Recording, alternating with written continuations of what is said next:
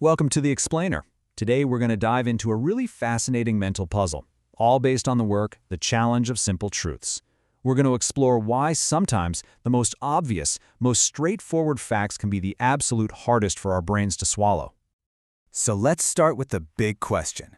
Why are the simplest, most universal truths often the hardest to understand? It seems kind of backward, right? Shouldn't simple things be, well, simple to get? As we're about to see, it's usually our own minds that get in the way because they've been trained to expect a complicated world. You see, the source material suggests that the problem isn't the truth itself. Nope. The problem is a habit our minds have fallen into. It's kind of like a mental trap we set for ourselves, and we don't even realize we're doing it. And here's what it's called: the complexity habit.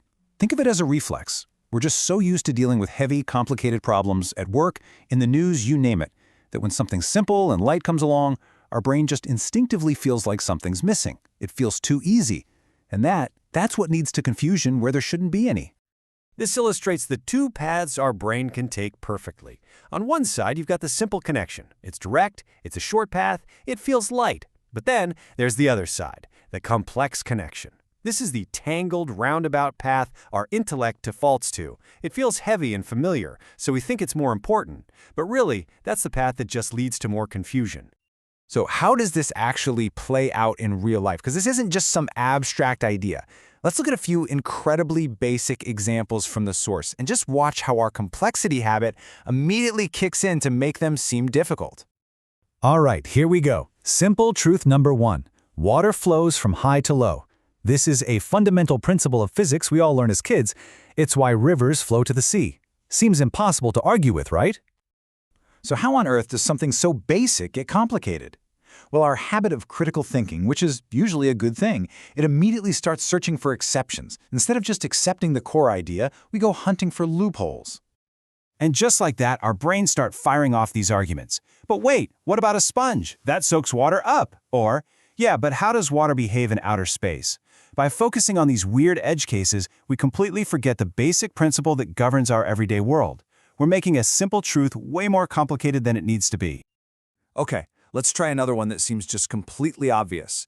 You cannot be in two places at once. Right now, your body is here listening to this and not somewhere else. Simple. But you can probably guess what happens next. Our modern minds, which are so used to technology and abstract ideas, they just immediately push back.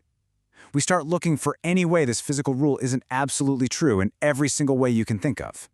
And here come the arguments.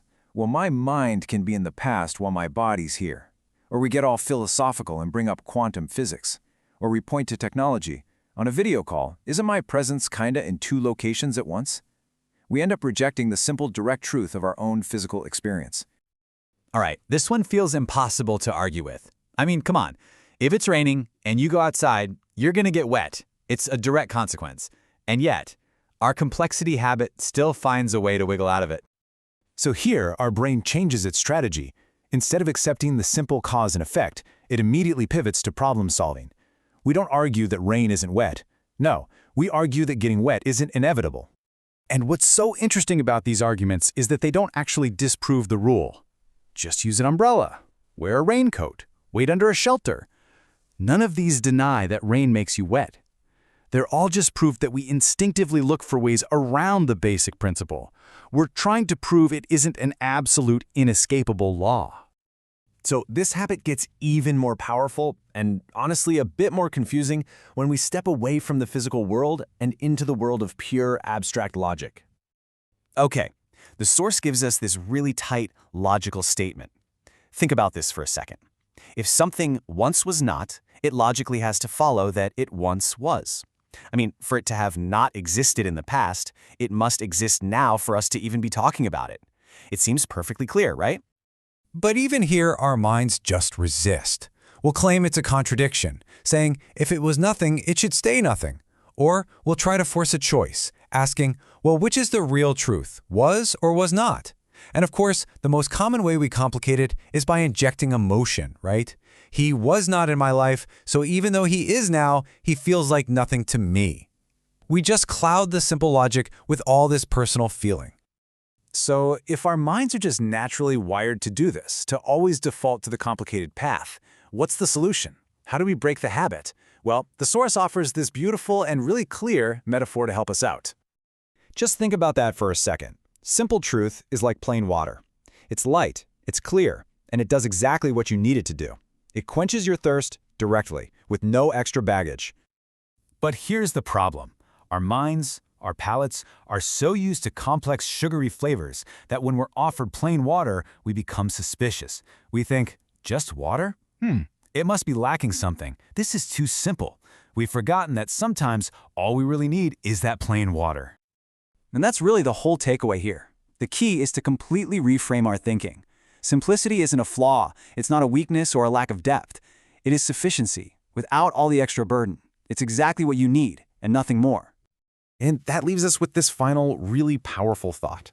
The very thing that makes these simple truths feel wrong to our complex minds, their lightness, their ease, that's not their weakness. That is their greatest strength.